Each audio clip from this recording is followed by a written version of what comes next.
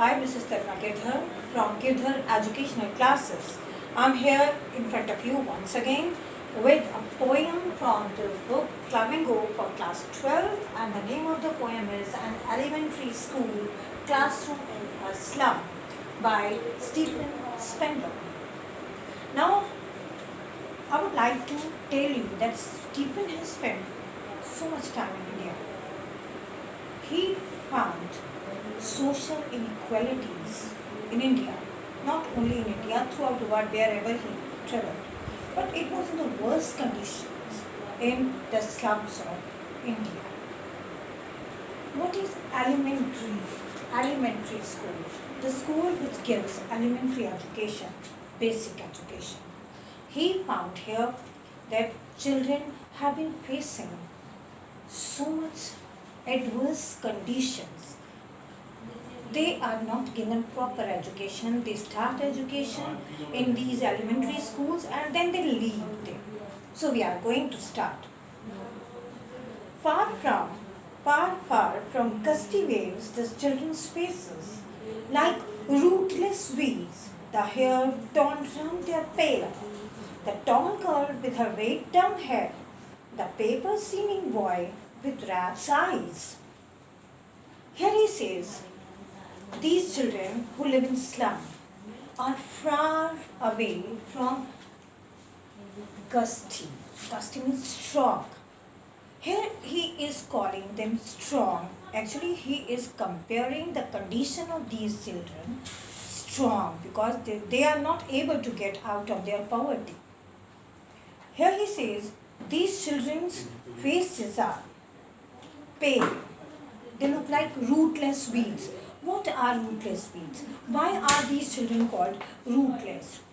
Rootless weeds means the plants which are of no use, useless, they have been thrown out, taken out and thrown away. इन बच्चों को खरपतवार कहकर पुकारा जा रहा है, रूटलेस वीड्स कहकर पुकारा जा रहा है. क्यों?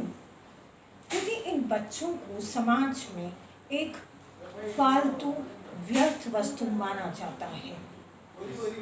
Here it is said, their hair torn round their pale, उनके चेहरे पर उनके बाल फैले हुए हैं, वो साफ सुथरे भी नहीं हैं.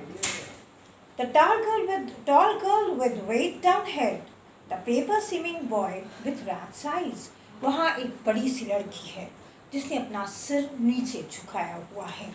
अब लड़की ने सिर क्यों झुकाया है? इसकी बहुत सारी बातें हो सकती हैं. फर्स्ट इज फैटिग, थकान, एंड सेकंड इज रिस्पॉन्सिबिलिटीज.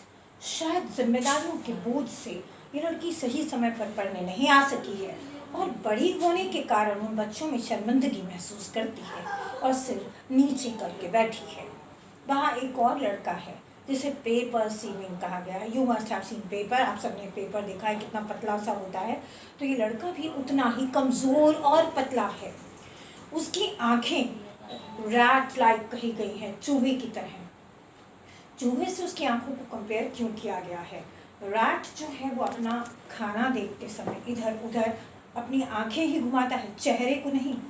ऐसे ही ये बच्चा क्लास में तो बैठा है लेकिन अपनी आँखों से इधर उधर देख रहा है और उसका पढ़ाई की तरफ ध्यान बिल्कुल नहीं है. Now standard 2. And yet, for these children, these windows, not this map, their world, were all their future painted with a fog, a narrow street sailed in a lead sky far from river, caves, and stars of words. इन बच्चों की जिंदगी इनके आसपास की इस slum area में ही रह गई है बंद होकर. उनके लिए मैप, नक्शे, तस्वीरें, ये सब कुछ एक ऐसी तस्वीर की तरह हैं जो फॉग से बनाई गई है. फॉग से बनाई गई तस्वीर कुछ देर नज़र आती है. आपने बहुत बार देखा होगा रिपब्लिक डे पर जो एरोप्लेन उड़ते हैं, ट्राई कलर बनाते हैं, कुछ देर वो तस्वीर दिखती है और फिर गायब हो जाती है. जब इन बच्चों ने स्कूल में आना शुरू किया तो वो इस सपने के साथ आए थे कि वो पढ़ेंगे. They will become big, they will get equality in society. But इस स्लम एरिया के छोटे से स्कूल के बाद वो आगे पढ़ ही नहीं पाते और उनके ये बड़े बड़े प्लान्स, उनके सपने फॉग से बनी हुई एक तस्वीर की तरह कुछ ही समय बाद गायब हो जाते हैं। उन्हें वो दूर दिखने वाली नदियों की कहानियाँ सुनाई जाती हैं, बड़ी बड़ी बातें की जाती हैं, जो कुछ ही समय बाद गायब होने लगती हैं और उनके सपने अधूरे रह जाते हैं। On their slag heap, these children wear skin peeped through by bones and spectacles of steel with melted glass like bottle bites on stone. All of their time and space are foggy slum, so blot their maps with slum as big dawn. यहाँ कहा गया कि इन बच्चों के लिए उनके आसपास की दुनिया सिर्फ एक छलावा है। ये बच्चे माल न्यूट्रिशन का शिकार हैं। उनकी आवाज़ तीखी तो है, लेकिन सपने धूमिल हो गए हैं। उन्हें आसपास कुछ नज़र नहीं आता, सिर्फ सपने देखते हैं, दूर देखते हैं, सोचते हैं कि एक दिन पढ़ लिख कर स्लम से बाहर निकल सकेंगे, कुछ बन पाएंगे, लेकिन कुछ नहीं कर पाते। यहाँ एक छोटा सा लड़का है जिसे अपने पिता से ट्विस्टेड बोन्स की बीमारी मिली है।